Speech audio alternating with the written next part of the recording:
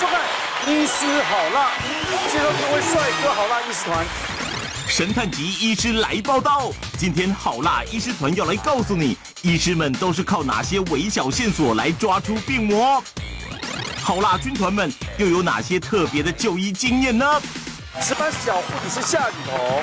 大家好，我是夏雨桐。对，我们常常听说人家看诊要视、触、扣、听，对眼睛啊、碰触啊，还有扣你的声音啊，对不对？还有听听看啊，对，都好重要哦。对像中医啊，大家都讲说望闻问切嘛。那在西医的话呢，像医院啊，也有很多这个很厉害的仪器。然后我有在想说，会不会就是在医院待久的护理师也是很厉害？啊，对。对，因为我有个朋友，他的命就是护理师救的，他就是带着他的妈妈，因为他很定期会带妈妈回诊。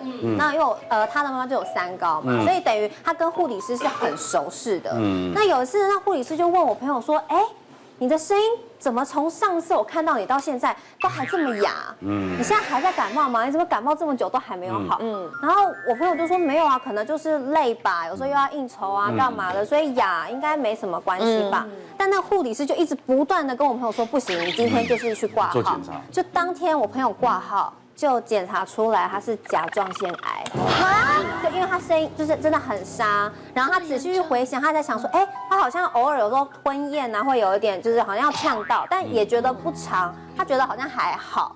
对，所以就想说，哇，这护理师真的太强了，观察力非常的入微。对，像这个医师啊，一定要有好耳力。对，心脏科就必须要听心脏的声音。对，有没有异音啊？就像我们开车。你如果是老司机的，开着开，你车有哪种状况不对的话，你一定会觉得很真的听一下就知道了。对，所以一般开车都就像医生一样，老司机的，真的心脏好重要。你都有问题啊，对不对？医生。所以我们今天就有准备一些就是声音，让医生大家来听一下。你们觉得哪一个心跳声它是对的？好，我们先听第一个。这袁医师出的题目呢？这是心跳声哦。对。我好像有人在敲门，好像有人在敲东西耶。非洲鼓。对。好，再来第2个。好，第3个。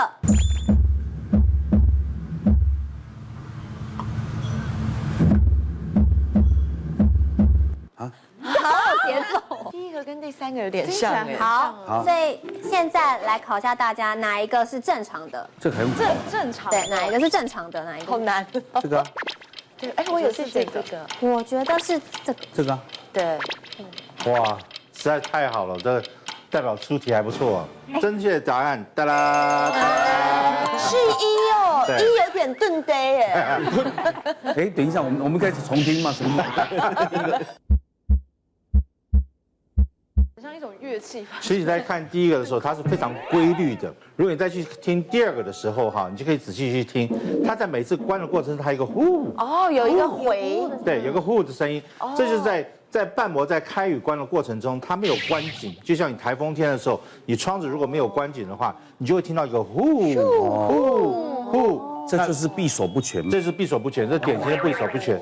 所以我们当医师很辛苦啊。以前我在当实习医师、见习医师的时候，我最怕就是这种题目，尤其是老教授，就说哇，后面那位大个儿过来。那都会被点名。我们听一下这是什么声音？以前在超音波跟检查仪器不是很盛行的时候，高干的医师就会一听就知道说啊，这是2尖瓣坏掉了，而且它是狭窄还是闭锁不全。啊，这是被动脉狭窄，什么时候他可以听得很清楚，所以当他一听到一个很特别的时候，他就会说，哎，后面那位大哥过来听一下，来，我们来分析一下什么东西。所以这是我们最怕的。那听诊器对我们心脏科医师来讲真的很重要，因为排检查当然最后是给我们答案，但是在现场的时候，你总是要过去听一听，而且现在因为怕这个接触的问题，有些时候还要隔件衣服听，因为以前是最掀开来直接贴了身体，现在因为太敏感了哈，所以有些时候好没关系，听诊器不错，所以我们围着衣服听一听也是可以听得出来，所以就要很仔细去听哈。那尤其像刚才这个第3个心跳的时候，大家有没有听到？那是个非常特别的心跳哦，它最主要是动动动动动动。动动哦，是停掉了。那是非常可怕的，因为如果我们停3秒钟以上，你眼前会有点发黑；如果停到5秒到6秒的话，咚咚一下就下去了，因为等于瞬间血打不出去。所以有些时候你在摸脉搏的时候，你就会感觉到跳，哎，突然间一跳就不见了，然后再来跳，这是都是要非常的提醒大家要去注意。那这些里头，当然脉搏是可以摸到一点点，但是去听心脏的话，更可以知道。那我印象中，上次有一个60几岁的妇女，她很喜欢去游泳，她游泳一上来之后，哇，一下子就出现很大的问题，那送到急诊室。我们大家都会觉得啊，60多岁心肌梗塞，那其实不是，是心律不整。心律不整的时候，心脏在乱跳的时候，有些时候瞬间血就打不出去，就昏倒，血打不出去就昏倒，然后甚至他有些时候是看坏掉哪个瓣膜。记不记得去年刘真的时候，他的主动脉瓣膜如果坏掉的话，他有些时候进到冠状动脉的血液也会不足，所以他除了会有头晕的现象之外，他会有胸闷、胸痛的现象，因为血流灌注不足。我们一定要在瓣膜关得很紧的时候，冠状动脉才有血可以进去。如果瓣膜没有关得很紧的时候，冠状动脉的营养就进不去，它就会导致这些。像这种病，如果不去理它的话，会有可能猝死吗？当然会。常常病人出现有头晕，有胸口不舒服，甚至像刚刚那游泳完了以后，突然间就要下去那种情形的话，那都是一个指标，说不要再等了，赶快找个好的时机，看是去做修补，还是去做置换。修补比较好，修补好的瓣膜可以用很久，不需要吃药。置换的瓣膜基本上都要长期吃抗凝血药啦，或者是要什么的。有些时候大家以为吃药很简单，但是有时候针对年长的人，有时候会忘记吃药，对，然后多吃了、少吃了，那有时候反而造成很大的要有人照顾了。对。那一般像操场上很多嘛，像我们当兵的也好，在学校的也好，常常集合的时候会这种啪，当下昏倒，他心脏也是停的喽。对，他那倒不是，他是瞬间血上不去，或者是他的自律神经一下失调之后，血管一下放太松，所以到脑部的血液不够，全部都积在下面的时候，他眼前一片发黑的时候就下去了。那一下去的时候也很奇怪，我们身体会自己救自己。所以每一个如果是因为停跳或什么倒下去的人，他很奇怪了，他就会反生什么东西，他就会恶心呕吐，因为一个恶心呕吐，或者什么东西，好像自己给自己做了一个这个自己的心脏按摩一样，所以有个负压一次。所以为什么有些传导就讲说，哎，如果你心脏不好的时候，要用力咳嗽，要用力怎么样捏自己什么，就是制造一个刺激，有时候心跳就嘣又跳起来了这样。用针扎呢？针扎你要咬自己，突然痛起来也可以吗？对，之前有遇到一个70岁的阿伯那他来我们神经科来看诊的主诉是说，右肩膀这边大概痛了1-2个月，而且右手这边也会有一种麻痹的感觉那我们一开始就想说那可能是一个骨刺啊，或者是那个颈椎狭窄这样子那就往这个方向去安排检查。结果没想到他快要离开诊间之前，突然间咳了一声，那个声音呢有点特别那个声音呢有点像漏风漏气那种感觉的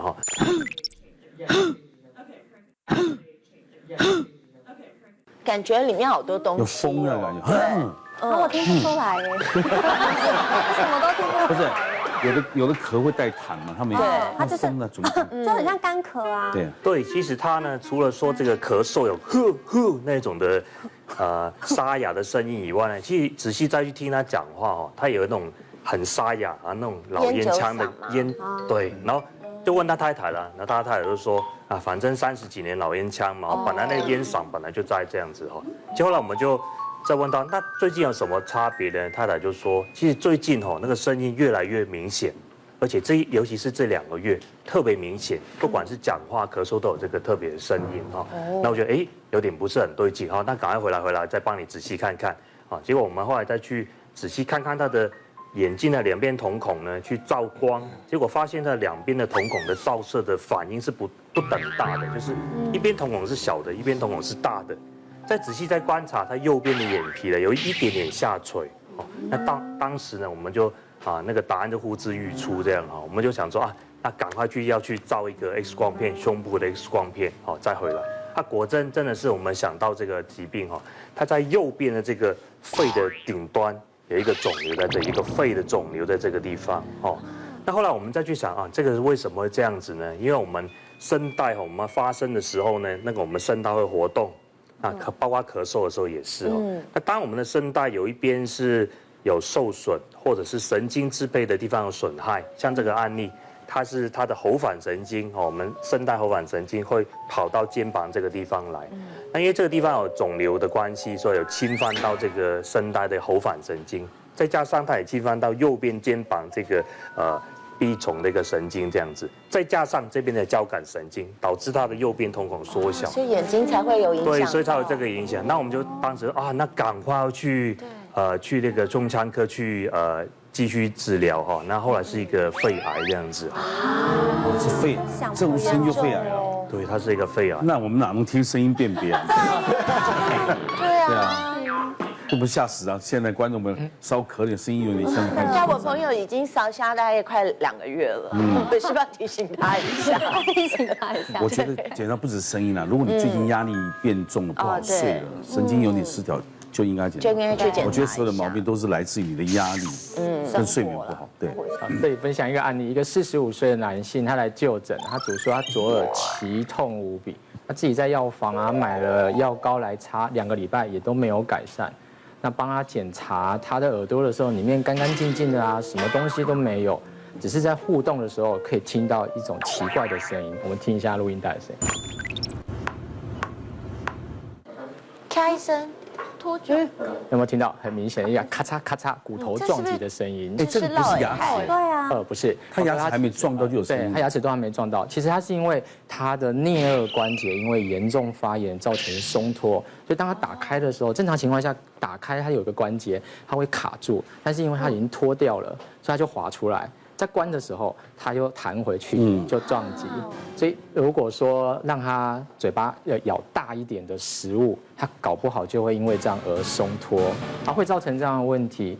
大概都会跟他的饮食可能有一些状况，所以就问他说最近有没有吃一些比较硬的一些食物？那这时候才提到说，因为他特爱这种黑糖珍珠，还有那种大波霸，他很喜欢享受那种咀嚼快感。可是咬也不用拔有的，因为它常固定在一边。如果我们平常会左右交替休息，那就还好。那它固定在左边，然后反复摇，然后它的牙床它就没有办法非常密合的使用，有了之后它就会磨到发炎，然后就开始形成一个慢性发炎。但是因为这次的痛是因为急性发作，它这个痛的神经它会散射，然后跑到耳朵，所以很多朋友来耳鼻喉科看诊都说他耳朵发炎，其实不是，很有可能你是因为颞颌关节发炎这样造成。一般这种我们到如果点那个3层汉堡才有可能，对，然后突然才可以。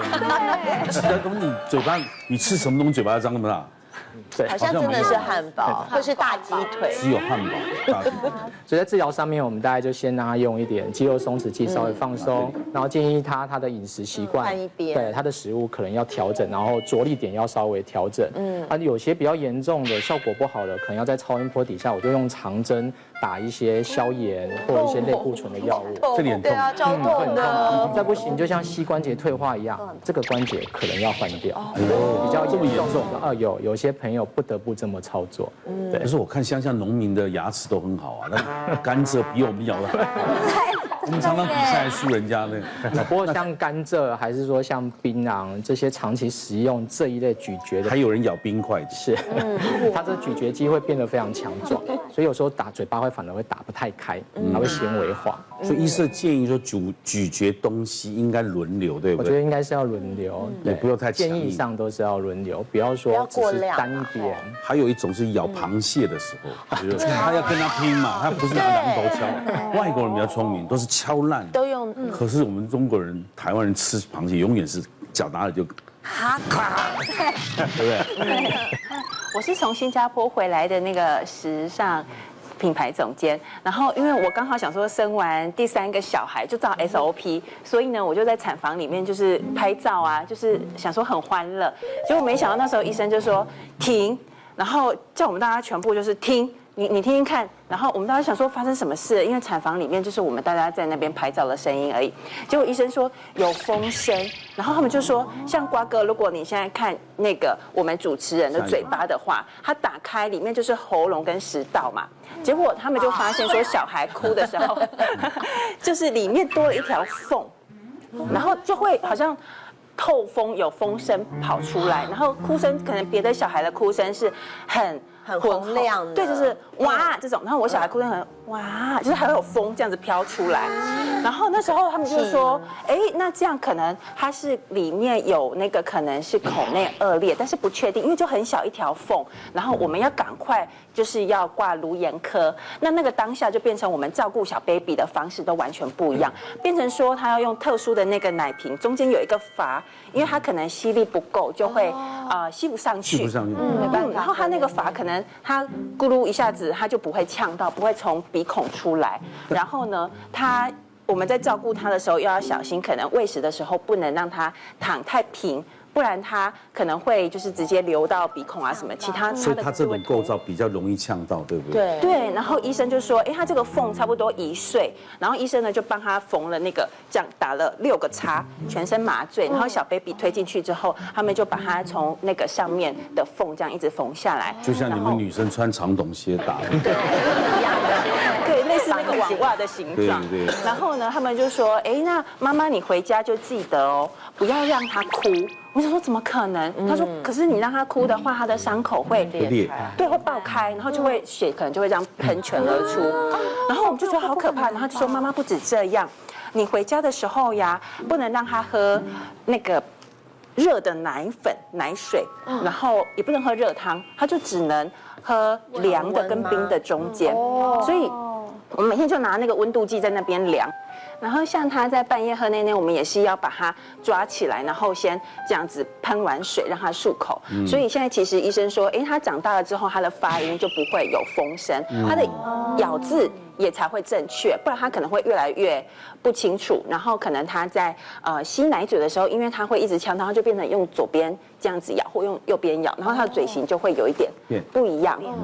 所以后来我们才发现说，哦，原来医生他那时候发现，他那时候立刻听到，我们从一开始的照顾就很仔细到现在，然后我们很怕他就是都吸收不良，结果我们这次开完刀之后发现还好，真的多亏了医生，就全家都瘦，只有他变胖。他还好。这种恶劣的小朋友其实蛮多的。那一般我们比较常见都是合并像唇的裂痕。那我们嘴巴里面有个构造叫做腭，它有硬腭跟软腭的这个隔板所组成，它其实就是要把我们的鼻腔跟口腔分开。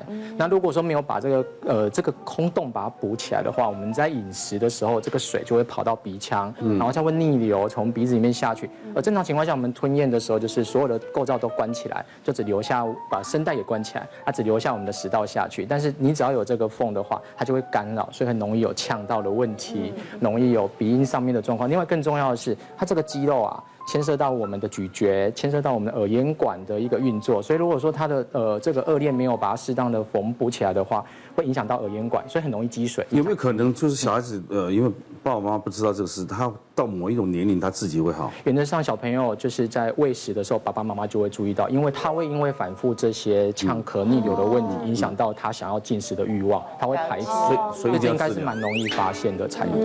对，他其实这个在修补上面为什么要到1岁？因为这跟我们的颜面的发育有关，太早开因为有疤痕，他的脸会乱会歪，太晚开又会影响到他的进食，还有他的一些。那你的建议一般是几岁？一般国际建议是大概9个月到15个月，不过台湾比较常规都抓大概1年12个月左右，我想也是差不多这个时间点。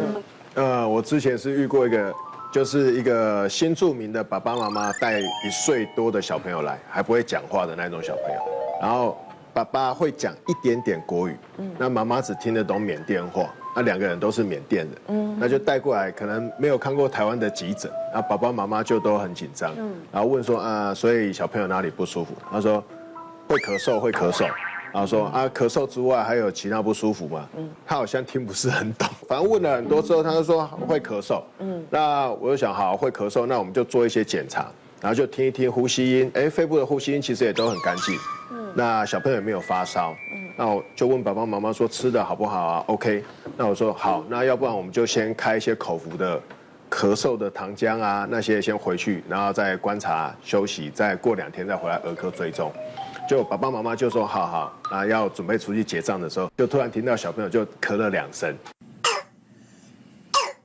各位有没有觉得这个声音跟一般恐龙啊，迅猛，像小狗，像小狗？迅猛龙那个吗？这个迅猛龙，你看《侏罗纪》里面有迅猛龙的叫声。就听到这个声音之后就，不对，爸爸妈妈回来，这个其实是所谓的哮吼的一个声音，它是一个副流感病毒或是其他呼吸道融合啊腺病毒。那它这个病毒比较好玩，就是它会侵犯你的呼吸道、上呼吸道的声带的部分。所以像子阳那个 case， 它是会沙哑。然后这一种的话，小朋友还小的时候，他就是因为声带整个水肿，所以他的气管就在声带的下面。那他咳嗽的时候，整个气就出不来。所以就会有点像小狗在叫这样子。那这一种你如果给一般的咳嗽药，其实不太够，因为它有时候整个声带发炎太厉害，小朋友甚至会呼吸窘迫，所以就叫回来又吸药啊，然后再给他打一个针剂的类固醇。那开的口服药物也都完全不一样。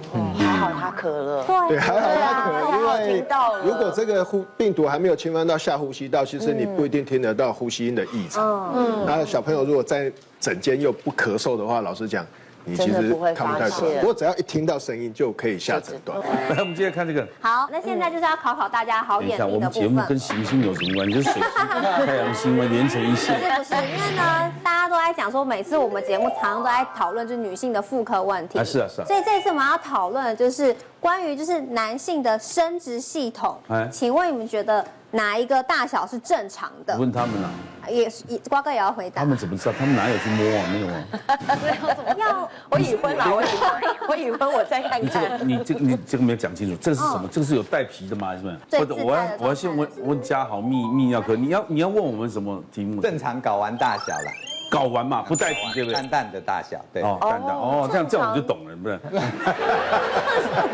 也叫摸摸看。对啊。哎呦，这个太大了啊！这个已经生病了吧？我觉得应该是这个吧。对，一般正常是。可是我觉得2号跟3号其实差不多大。没有，大概多了0.5公分。一点点。这两个真的比较。再等一下，我摸一下。我觉得是2号了，我个人觉得。不是2号就3号，但我觉得3号真的太大了。这个不可能，这个齁蓝一点。4号应该是生病了吧？你们呢？好，都2号。都2号。我们请医师来解答。我又很想选3号。我改3号，我选3号了。他改3号了，我选2号。好，我也是。其实大家都蛮厉害的啦，正确答案就是2号。这个不是，这只是模拟的嘛，这些道具只是模拟。对。那我们正常成年男的那个睾丸大小大概是2.5公分，它其实长得很像，都有可能，是不是大豌豆那种感觉？对，所以它不是完整一颗圆球啦，像那个豌豆有没有？蚕豆稍微椭圆是这样子的，椭圆形蚕豆那样子的。对，1号的睾丸呢，那个通常是创伤，就是外伤。有受伤。外伤过后，那个血流栓塞，因为睾丸系统它的血栓对导致它。那它会影响生育吗？它会影响生育，通常萎缩到1号的时候，大概就没有办法了。像1号这个制造不了精子，没有办法。那这个稍微大一点呢？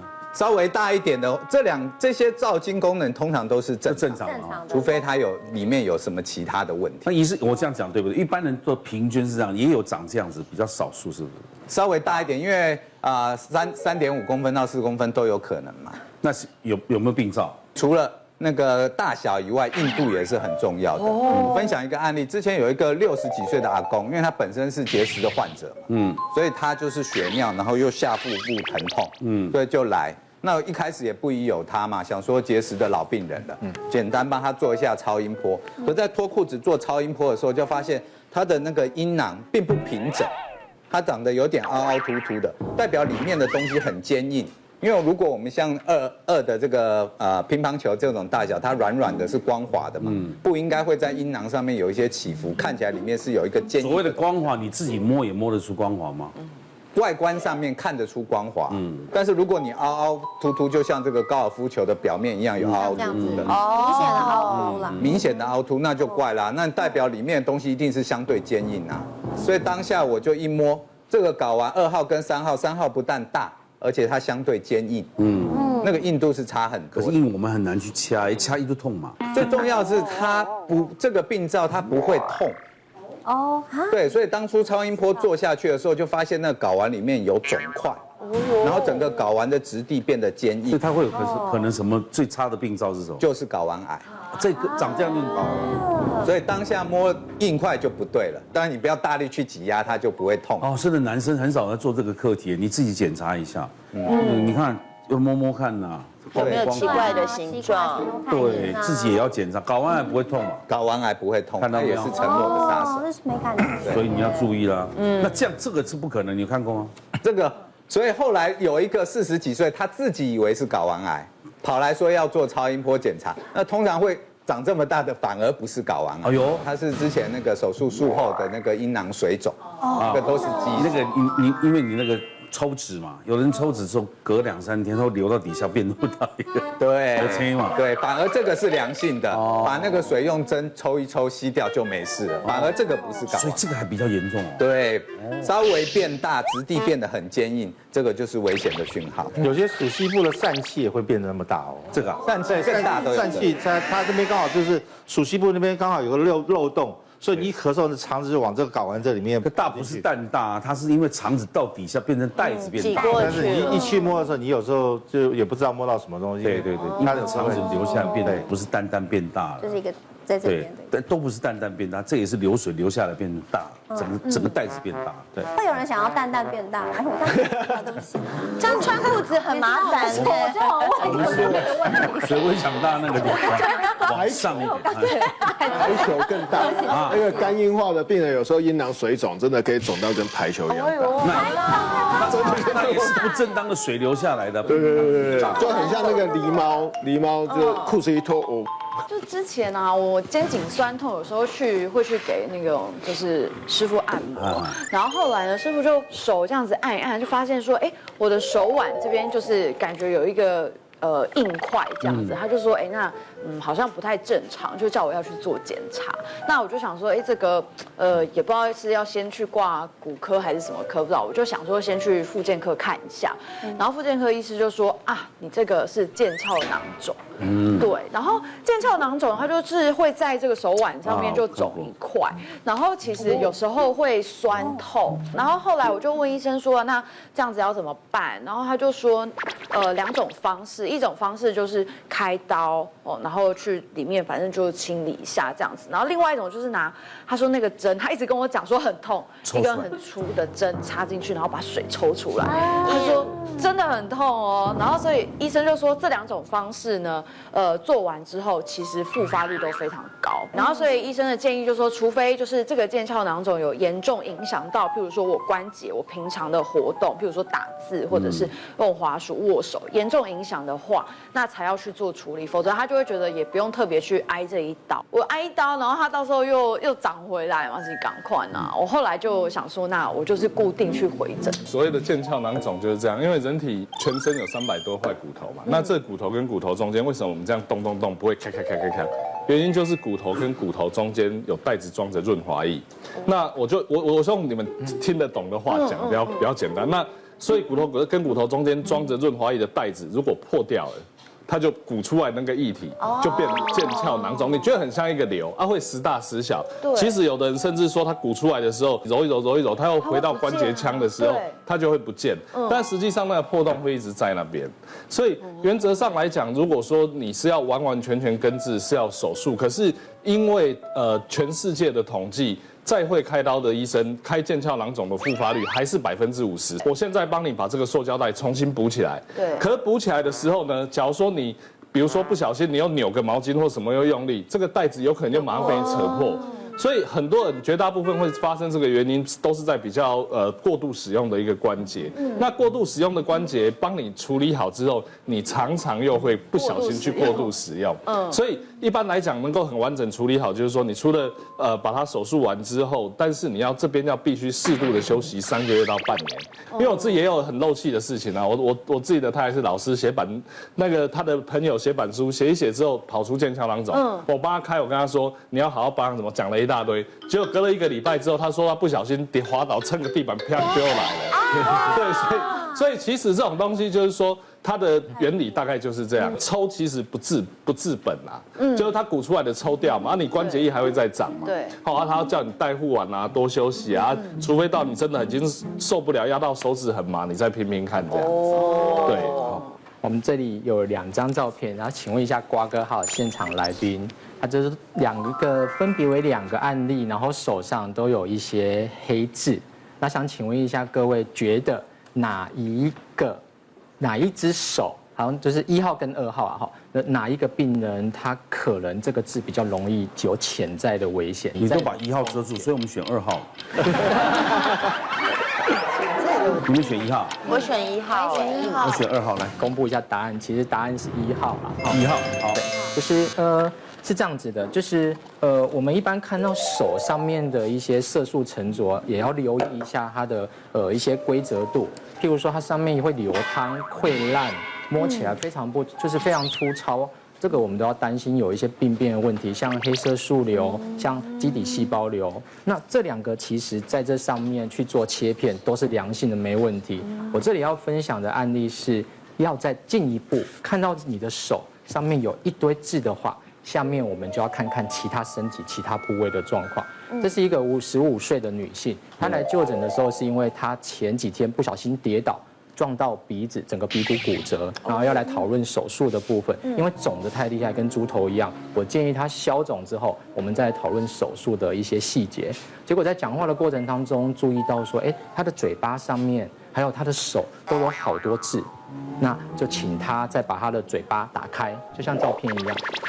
它布满了很多这种黑斑点，像林林总总加起来可能有大概20-30颗。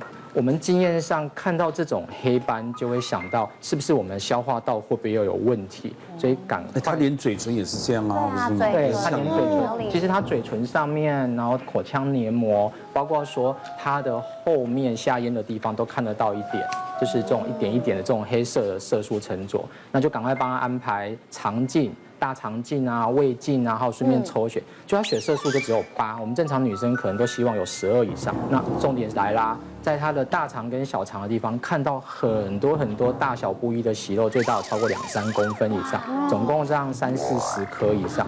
那在大肠段的地方有一段是呈现糜烂、溃烂，然后再渗血、在流血，所以他血红素低，就是因为他那个地方在出血，一切片。证实大肠癌第2期，它这个疾病其实叫做黑斑息肉症候群，它是一个体染色体显性的遗传。那一般他的家族性的成员，如果说有这样的一个状况，你看到你的手上面有很多斑点啊，脸上面啊、皮肤啊，还有嘴唇啊、黏膜啊，甚至在会阴的地方，他如果有这些黑色的斑点，就要特别小心。一般医生都会建议下一步就安排一个肠镜。然后后来他在治疗过程当中，他才想到说啊，原来爷爷以前也是大肠癌过世。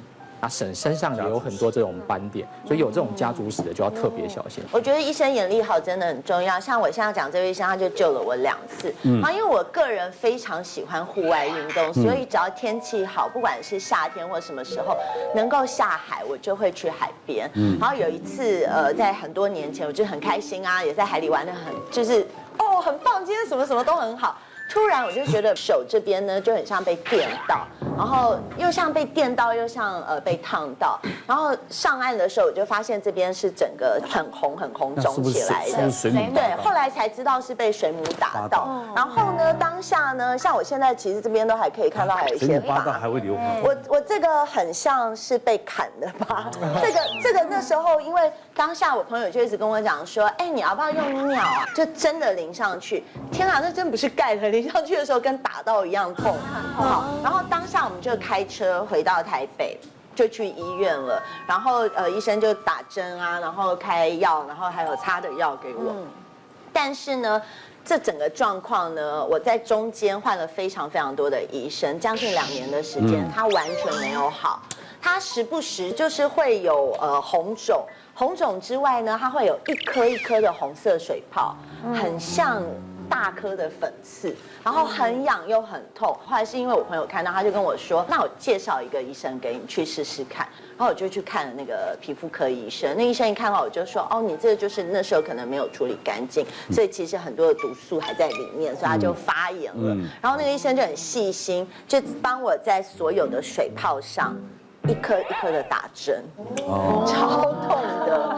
但是给他看了之后，我大概3、4天红肿就退了，然后真的后来就再也没有再发作。然后另外一次呢是有一次也是工作关系，我不小心被烫到。那当下他们也是马上带我去看医生，可是，在看完医生之后呢，吃了药的隔1天起来之后，我就觉得不太对劲，因为我的脸这个地方从这边开始长满了水泡，而且是很大颗，然后我不知道为什么，而且我从来没有这个样子过。那我想说，算了，还是赶快去找那个医生。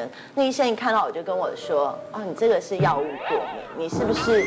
我也不知道为什么，他很厉害，他也没问我说你。对，一般人会误判为嘴角疱疹。对，可是他一看到我，他就说你这个是药物过敏，是不是最近有吃了你不该吃的药？我才想到对。因为我脚烫伤，然后其实我对一个抗消炎药，我对一个消炎药会过敏。可是因为你是烫伤，你就不会去想到，没有联想。对，所以我一吃马上就长满了水泡。哇，对，还好找出病因，如果找错病因又乱医。真的还好，谢谢那个医生。其实有很多那种所谓身体的肿瘤是要靠医师去看，像我们常常会觉得说脂肪瘤没什么。那我是一个60岁的一个女性，她来找我的时候是一个背后有一个8公分的一个瘤，但是据她的描述是大概10年前一开始大概超2公分，那人家觉得说是脂肪瘤没关系嘛，那就在这个10年间左右，她就慢慢从那个2公分，然后就长到5公分。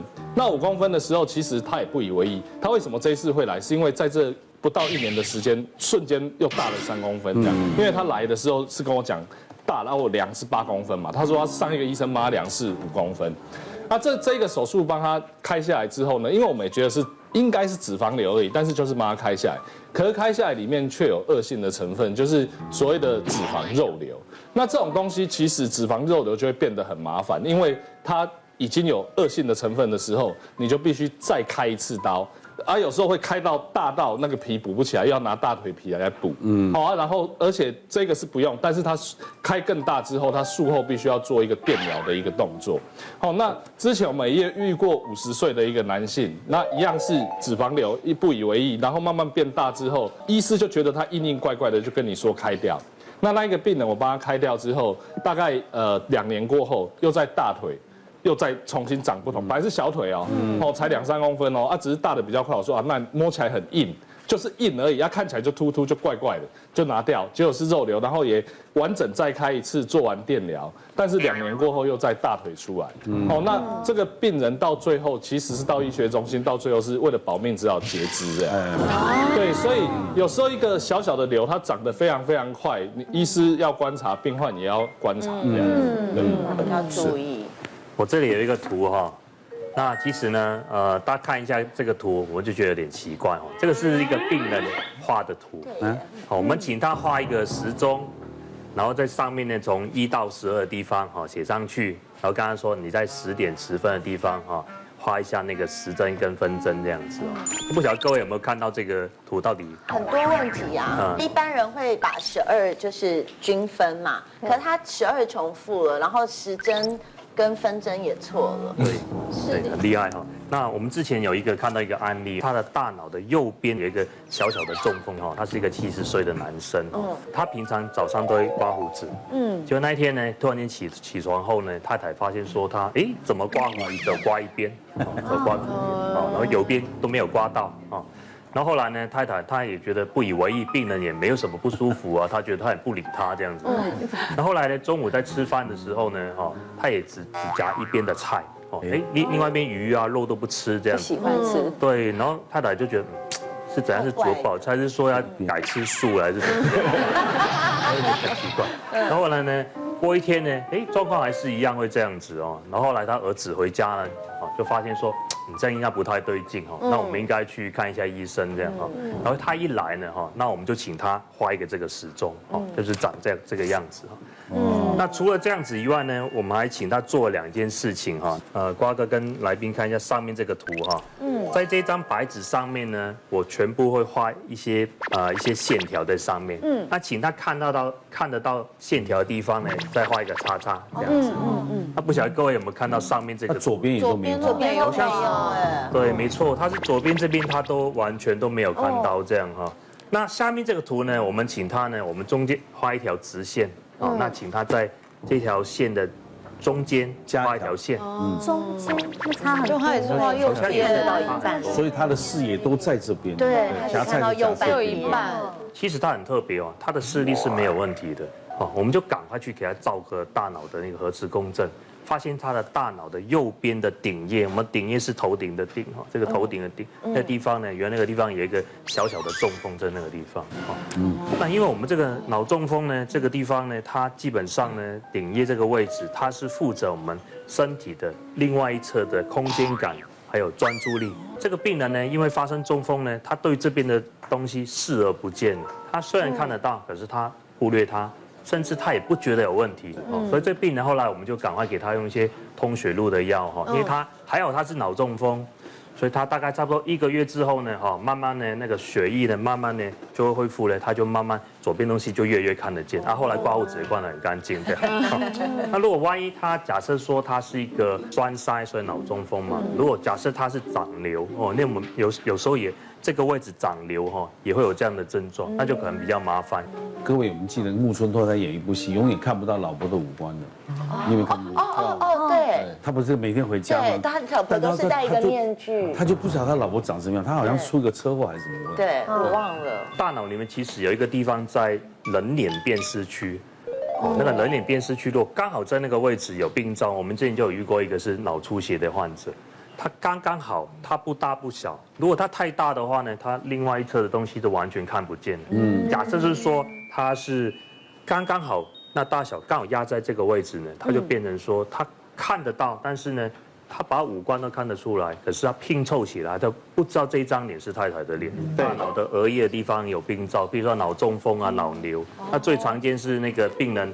在病房的时候，然后护理师在这边在弄点滴，他手就再过去摸了这样子，然后说我没有去摸这样子哦，然后甚至他另外一手会去抓住他。假设这个地方大脑这个地方管辖这个动作的这个位置，突然有个病灶，他管不住这个动作了，所以他管不住的，他一想到他就出去做，那但是另外一只手他说啊不要去做，然后他就去抓他。那这个人怎么开车？对啊。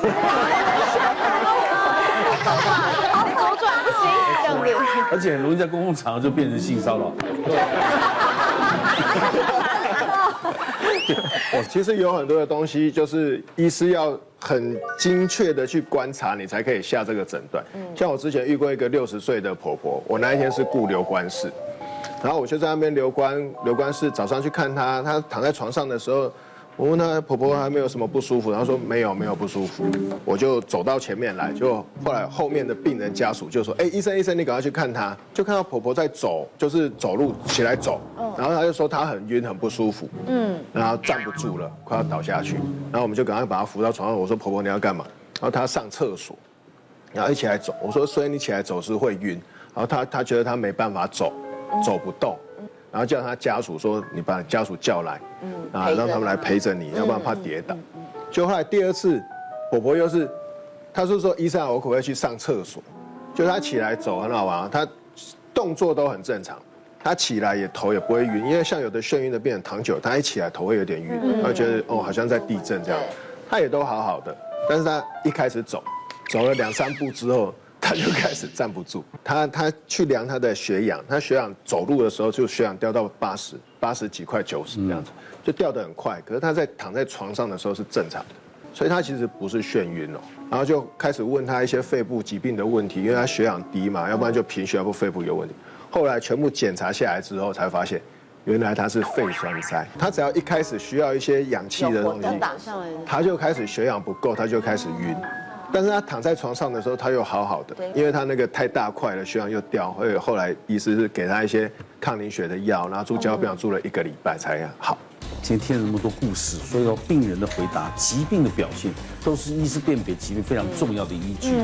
所以要跟医师好好的沟通啊，才能完完全全把疾病治好，不是你想象中的那样。现在我们看医学常识虽然很多。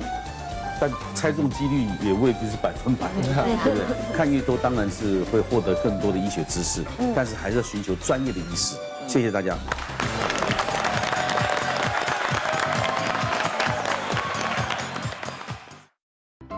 谢谢大家对好辣医师们的支持，记得订阅医师好辣 YouTube 频道，还有按下铃铛收看最优质的内容哦。